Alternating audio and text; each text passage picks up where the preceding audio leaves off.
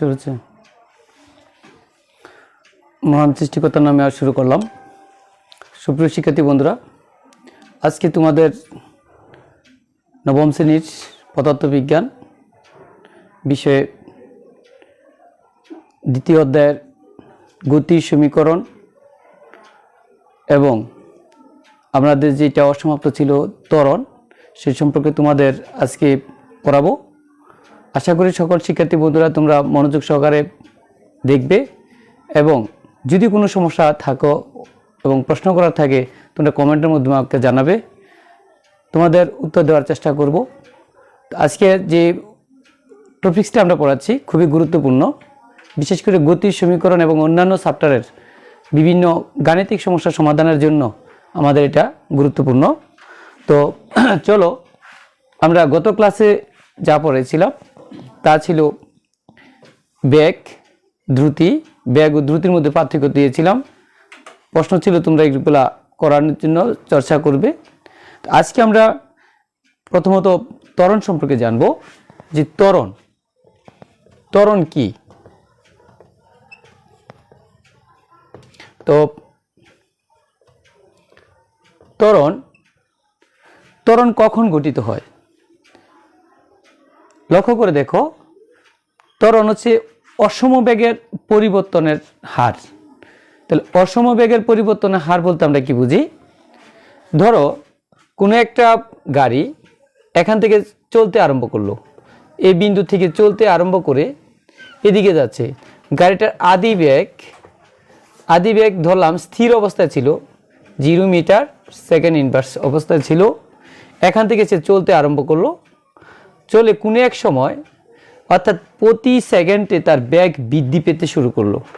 বৃদ্ধি পেতে পেতে ধরো এখান থেকে সে 20 মিটার অতিক্রম করে এই ধরো এ বিন্দু থেকে বি বিন্দুতে গেল, এবং এই সময়ে অর্থাৎ এই 20 মিটার যেতে যদি তার মনে করো 5 সেকেন্ড সময়ে পরে তার বেগটা হয়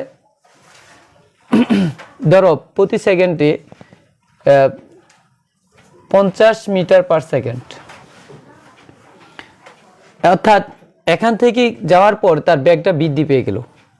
আমরা এখানে দূরত্বটা যদিও না ধরি, যদি আমরা বলি যে এ থেকে বিয়েতে গেল, অর্থাৎ স্থির অবস্থা ছিল, স্থির অবস্থা থেকে সে চলতে আরম্ভ করে 5 সেকেন্ড পরে বি বিন্দুতে গেল এবং সেখানেও চলমান আছে, কিন্তু সেখানে যে বেগটা হলো 50 meter, v is equal to 50 meter per second.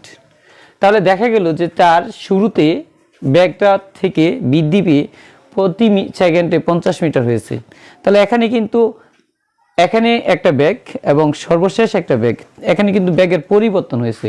তাহলে এটা অসমবেগ, সময়ের সাথে তার বেগ বৃদ্ধি পেয়ে অবস্থা হয়েছে। তো এই যে অসমবেগের পরিবর্তন, তাহলে আমরা যদি ধরি যে 5 সেকেন্ড পর বস্তুর বা আমরা গাড়ির ধরি, গাড়িটির বেগের পরিবর্তন, গাড়িটির বেগের পরিবর্তন। তো পরিবর্তন আমরা কি হলো? তাহলে এই ক্ষেত্রে পরিবর্তন বলতে আমরা বুঝি যে দুইটা বেগের পার্থক্য, অর্থাৎ আদি বেগ এবং শেষ বেগের পার্থক্য। তাহলে এখানে আমরা বলবো যে শেষ বেগ বিয়োগ আদি বেগ, অর্থাৎ বি মাইনাস ইউ। আমরা লিখতে পারি যে এখানে 50 বিয়োগ 0 মিটার পার সেকেন্ড, অর্থাৎ 50 মিটার সেকেন্ড ইনভার্স। কত সেকেন্ড পর? 5 সেকেন্ড পর। তাহলে বেগের পরিবর্তনের হার, অতএব বেগের পরিবর্তনের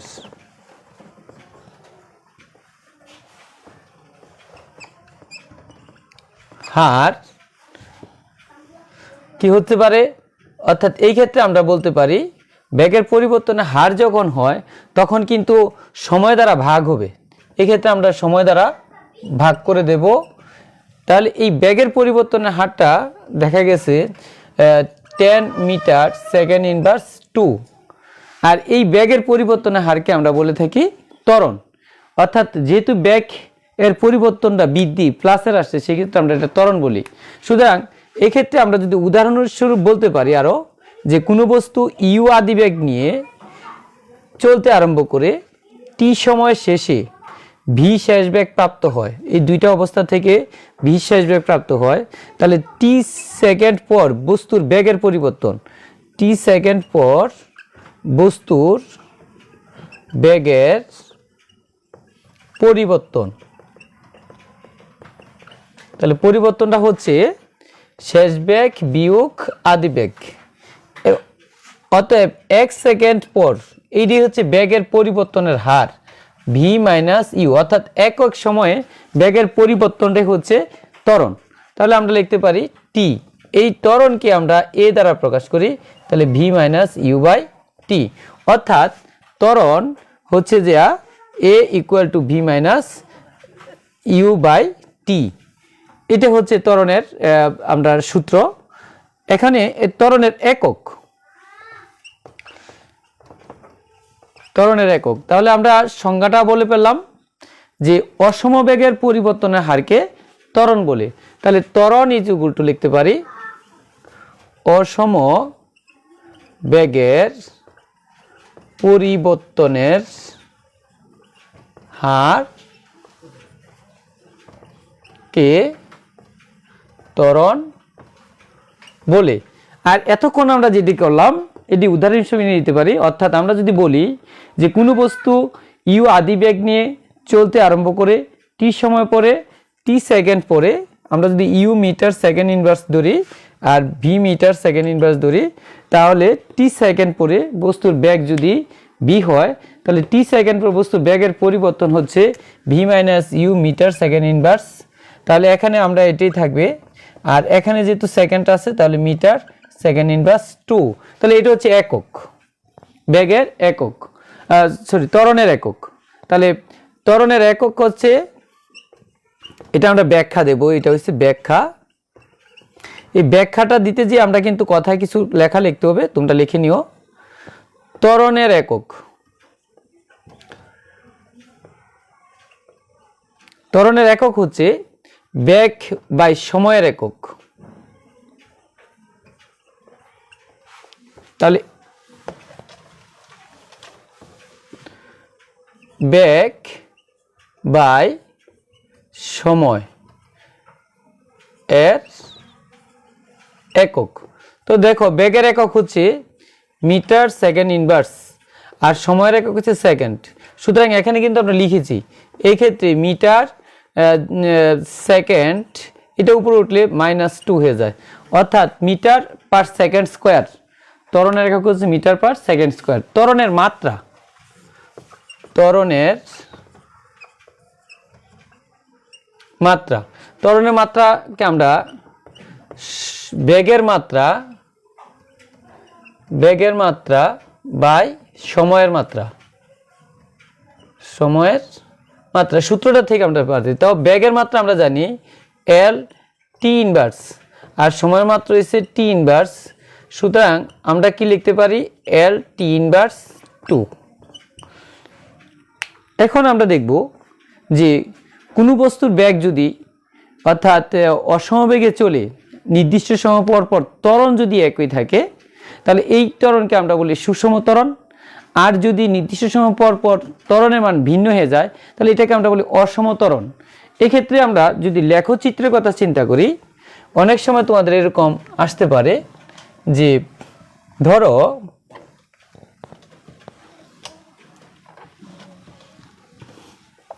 ত্বরণের লেখচিত্র, লেখচিত্রের মধ্যে ত্বরণ,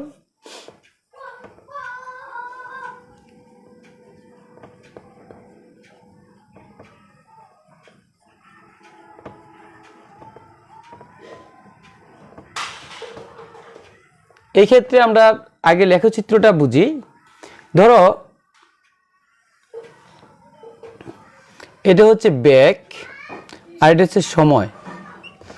তো এরকম যদি হয় 0 সেকেন্ডে 0, তারপরে বেগের মান বৃদ্ধি পেয়েছে, তারপরে মনে করো যে 4 সেকেন্ড পরে ধরো 10 মিটার সেকেন্ড ইনভার্স, এরপরে আমরা ধরি 8 সেকেন্ড, এটা হচ্ছে যে 20 মিটার সেকেন্ড ইনভার্স, তারপরে 8-এর পরে 12 সেকেন্ড পর হচ্ছে 30 মিটার সেকেন্ড ইনভার্স। তাহলে আমরা দেখতেছি নির্দিষ্ট সময় পর, এটা কিন্তু একটা সুষম ত্বরণের ক্ষেত্রে আমরা দেখতেছি। তাহলে এরকমভাবে যদি আমরা 16 তাহলে 40 মিটার পার সেকেন্ড ইনভার্স, এইভাবে যদি বেগের মান বাড়তে থাকে, আর তাহলে এই ক্ষেত্রে ত্বরণের চিত্রটা কেমন হবে? আমরা যদি এটাকে এক্স অক্ষ ধরি আর এটাকে ওয়াই অক্ষ ধরি, এটা মূল বিন্দু ধরি, তাহলে লক্ষ্য করে দেখো 0 সময় 0, তাহলে এখানেই আছে 4, 1 2 3 4, আর আমরা যদি প্রতি এক ঘরকে একক ধরি, ধরলাম এখান থেকে এখানে 4 1 2, তাহলে এই জায়গা যদি 10 ধরি, এটা হচ্ছে 4 আর বেগ এদিকে হচ্ছে ভি আর এদিকে হচ্ছে সময়। আমরা যদি এভাবে নেই তাহলে এখানে একটা বিন্দু পাবো।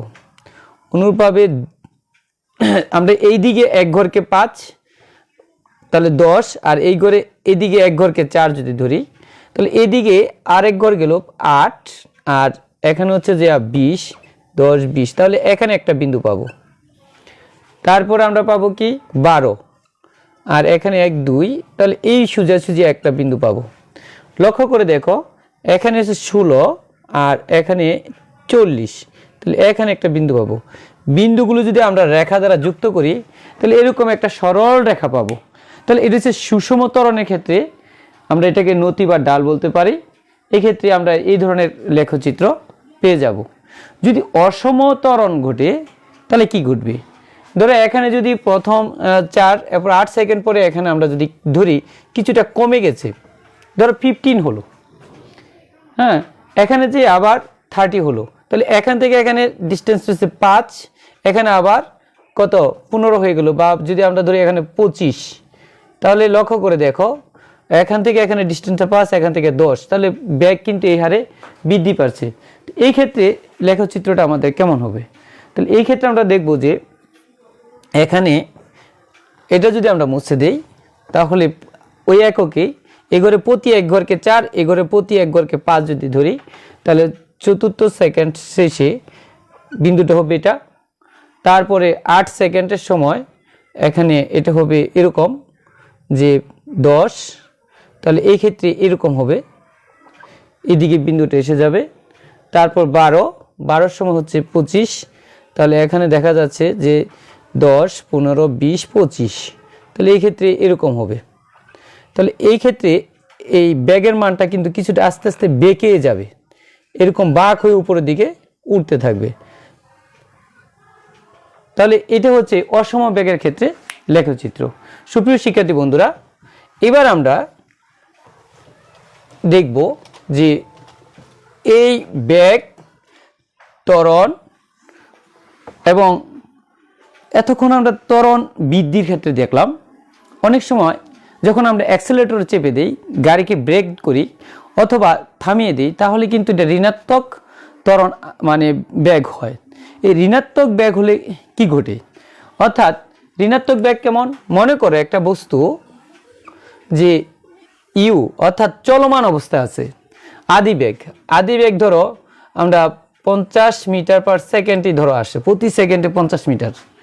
এখন কি করা হলো, একটা গাড়ি আমরা ধরি, একটা গাড়ি যদি আমরা ধরি, গাড়িটা এই অবস্থা চলমান আছে, তাহলে এটাকে যদি ব্রেক করা হয়, তাহলে ব্রেক করলে কি হবে?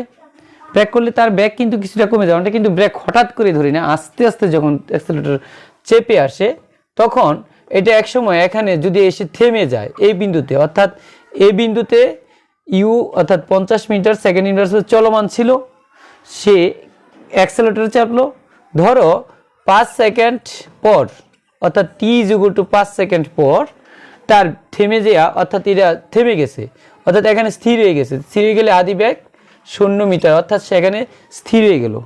তাহলে এই ক্ষেত্রে আমরা দেখতেছি যে ত্বরণ, এক্ষেত্রে ত্বরণ a আমাদের সূত্রটা যদি এরকম হয়, শেষ বেগ বিয়োগ আদি বেগ বাই সময়।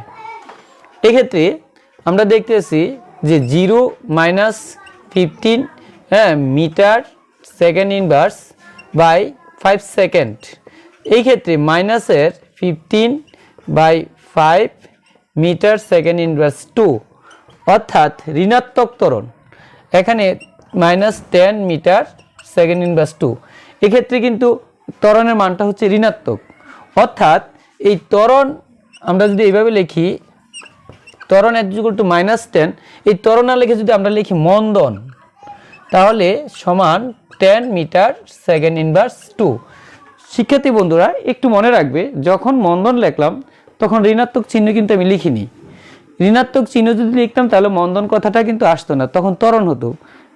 ত্বরণের বিপরীত রাশি হচ্ছে মন্দন, অর্থাৎ ঋণাত্মক ত্বরণ মানে মন্দন। সুতরাং এক্ষেত্রে মাইনাস চিহ্ন আমাদের থাকবে না।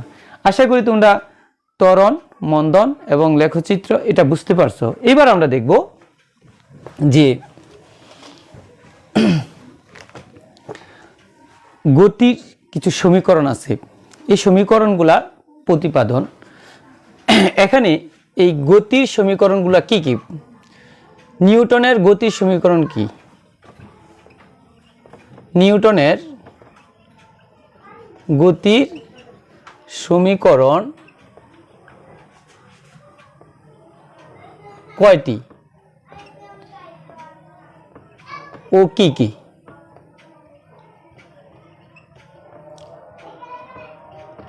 তো লেখো, এখানে আমরা যদি লিখি যে কি কি, 1, 2 সমীকরণগুলোর প্রতিপাদন করো।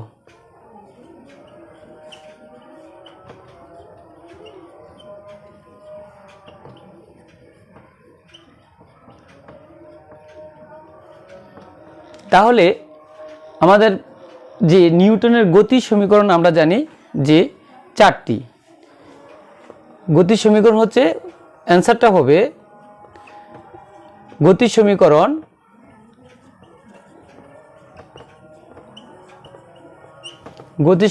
হচ্ছে 4টি। 1, আমরা যদি বলি কি, প্রথম সমীকরণটা হচ্ছে যে v = u + at।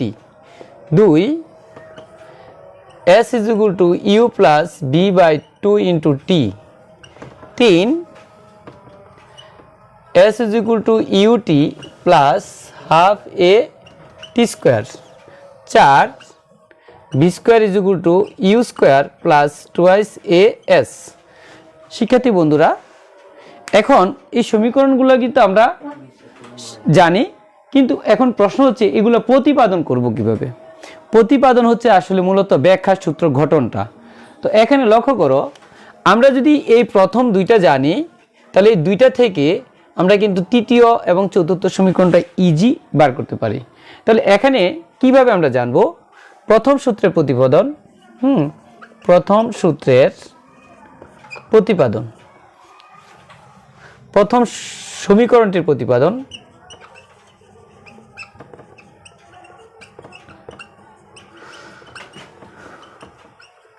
এটা কি লিখবো আমরা?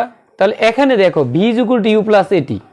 আমরা যদি বলি যে কোনো বস্তু, ধরো এখানে আমরা যদি একটা এর সরলরেখা বরাবর চলছে, এখানে একটা ইউ আদিবেগ নিয়ে কোনো একটা বস্তু যে ধরলাম, এটা বস্তুটা ইউ আদিবেগ নিয়ে চলতে আরম্ভ করে, ইউ মিটার সেকেন্ড ইনভার্স ধরি, যে টি সময় পরে আমরা যে ত্বরণ ব্যাখ্যা করছিলাম টি সেকেন্ড পরে, এখানে এই বিন্দুতে আমরা ধরি এটা বি বিন্দুতে সে ভি শেষ বেগ প্রাপ্ত হলো। এই এখন আমরা লেখাটা কি লিখবো? লেখাটা শুনে নাও। মনে করি কোনো বস্তু ইউ আদিবেগ নিয়ে চলতে আরম্ভ করে এ সুষম ত্বরণে চলে টি সময় পরে বি শেষ বেগ প্রাপ্ত হলো। এখন আমরা যদি ওইভাবে বলি তাহলে টি সময় পরে বেগের পরিবর্তন, টি সময় পর বেগের পরিবর্তন। একটু আগে আমরা কিন্তু ত্বরণ করতে যে সূত্রটা পড়েছি, বেগের পরিবর্তনের ক্ষেত্রে আমরা বলি যে শেষ বেগ বিয়োগ আদি বেগ। যদি আমরা সেকেন্ড দিই তাহলে এখানে নেব মিটার সেকেন্ড ইনভার্স। তাহলে একক সময় পরে অর্থাৎ 1 সেকেন্ড পর বেগের পরিবর্তন, এখানে কিন্তু 1 সেকেন্ড পর বেগের পরিবর্তন হলে হার আমরা লিখব না। যদি বলতাম যে ওই সময় পর টি সময় পর বেগের পরিবর্তনের হার, তাহলে আমরা সময় দিয়ে ভাগ করতাম v - u/t। এখানে মিটার সেকেন্ড ইনভার্স, আর এখানে নিচে কিন্তু সেকেন্ড, তাহলে v minus u by t into meter second inverse 2। কিন্তু এই বেগের পরিবর্তনটাকে আমরা বলি ত্বরণ, অর্থাৎ এই ক্ষেত্রে ত্বরণ a equal to v minus u by t. এই যে সমীকরণটা v minus u by t equal to a, আমরা আর গুণন করতে পারি, বা v minus u is equal to at, অতএব v is equal to u plus at. এটি হচ্ছে যে প্রথম সমীকরণটির প্রতিপাদন। কিন্তু বন্ধুরা একটু কথা মনে রাখতে হবে যে এই যে v is equal to u plus a t, এই সমীকরণটিতে যদি সে স্থির অবস্থা থেকে চলতে আরম্ভ করে, অর্থাৎ ইউর মান যদি এরকম হয় 0 মিটার সেকেন্ড ইনভার্স, তাহলে এই ক্ষেত্রে আমরা এই সমীকরণটাকে যদি 1 নং সমীকরণ দেই, তাহলে V is equal two 0 plus এটি, অর্থাৎ ভি ইজ ইকুয়াল টু এটি হয়। এই ক্ষেত্রে এ হচ্ছে সুষম ত্বরণ, এ হচ্ছে সুষম ত্বরণ। তো সুষম ত্বরণ কি? সুষম ত্বরণ হচ্ছে অর্থাৎ নির্দিষ্ট। এই ক্ষেত্রে ভি সমানুপাতিক টি লিখতে পারি, অর্থাৎ যদি কোনো বস্তু স্থির অবস্থা থেকে চলতে আরম্ভ করে সুষম ত্বরণে, তাহলে এক্ষেত্রে তার শেষ বেগ সময়ের সমানুপাতিক। যে বেগটা হয়, বেগটা হচ্ছে যে বেগে শেষ বেগটা হয় তার সময়ের সমানুপাতিক। সুতরাং আমরা এইভাবে কিন্তু এটা প্রতিপাদন করতে পারি। শিক্ষার্থী বন্ধুরা, এবার আসো আমরা দ্বিতীয় সমীকরণটা সম্পর্কে বলি। দ্বিতীয় সমীকরণটা সম্পর্কে যদি আমরা বলি, তাও আগের মতো বলতে পারি যে মনে করি কোনো বস্তু ইউ আদি বেগ নিয়ে চলতে আরম্ভ করে টি সময় পরে এ সুষম ত্বরণে চলে ভি শেষ বেগ প্রাপ্ত হয়। এই সময় শেষে যদি বস্তুটা এস দূরত্ব অতিক্রম করে, এই ক্ষেত্রে দূরত্ব এখান থেকে এই পর্যন্ত দূরত্বটা যদি এস হয়, তাহলে আমরা কি লিখতে পারি? ঠিক আগের মতোই কিন্তু আসতেছি, কিন্তু এই ক্ষেত্রে একটু লেখার একটু ভিন্নতা আসবে। যে এক্ষেত্রে ভিন্নতা হচ্ছে এরকম, যেহেতু বস্তুটি দূরত্ব অতিক্রম করে, সেক্ষেত্রে আদি বেগ এবং শেষ বেগ, এখানে লক্ষ্য করে এখানে কিন্তু এ ত্বরণের কথা নাই, যে আদি বেগ এবং শেষ বেগ গাণিতিক গড়ের সমান, তাহলে গড় বেগ এই ক্ষেত্রে একটা আসবে কি? গড় বেগ। গড় বেগ বিবার আদি বেগ এবং শেষ বেগের গাণিতিক গড়ের সমান। বেগ হচ্ছে দুইটা, একটা হচ্ছে ইউ আর একটা হচ্ছে ভি। সুতরাং গড় বেগ আদি বেগ এবং শেষ বেগের সমান, এটা একটা সমীকরণ দেই। এবং যেহেতু বস্তুটি কি মোট দূরত্ব এস অতিক্রম করে, তাহলে সেই ক্ষেত্রে আবারও গড় বেগটা হবে v bar is equal to মোট দূরত্ব বাই মোট সময়। তাহলে বি বার ইকুয়াল টু, গড়কে আমরা বি বার দ্বারা প্রকাশ করি, এবং মোট দূরত্ব হচ্ছে এস, সময় হচ্ছে টি, এটাকে আমরা 2 দিই। তাহলে এই ক্ষেত্রে 1 এবং 2 থেকে কি পাই? 1 ও 2 হতে পাই। আমরা 1 ও 2 হতে পাই s by t equal u plus v by 2। অতএব s is equal to u plus v by 2 into t. তো এটি হচ্ছে দ্বিতীয় সমীকরণটির প্রতিপাদন, অর্থাৎ অতিক্রান্ত দূরত্ব, টি সময় পর অতিক্রান্ত দূরত্ব আদি বেগ এবং শেষ বেগ যোগফলের কে 2 দ্বারা ভাগ করে সময় দ্বারা গুণ করলে আমরা পেয়ে যাচ্ছি যে দ্বিতীয় সমীকরণটির প্রতিপাদন। শিক্ষার্থী বন্ধুরা, আমরা কিন্তু এখান থেকে কিছু কিছু গাণিতিক সমস্যার সমাধান করতে হবে। আজকে যে পড়াটি পড়াইছি, অর্থাৎ ত্বরণ, সুষম ত্বরণ, অসম ত্বরণ, মন্দন এবং লেখচিত্র প্লাস 2টি গতির সমীকরণ এর প্রতিপাদন, তোমরা এই পর্যন্ত বাসায় খুব সুন্দর করে শেখার চেষ্টা করবে। যদি কোনো সমস্যা হয় অবশ্যই তোমরা কমেন্টের মাধ্যমে আমার কাছ থেকে জানতে চাইবে, আমি জানানোর চেষ্টা করব। এই পর্যন্ত, আগামী ক্লাস পর্যন্ত তোমরা ভালো থাকো, সুস্থ থাকো। ধন্যবাদ সবাইকে।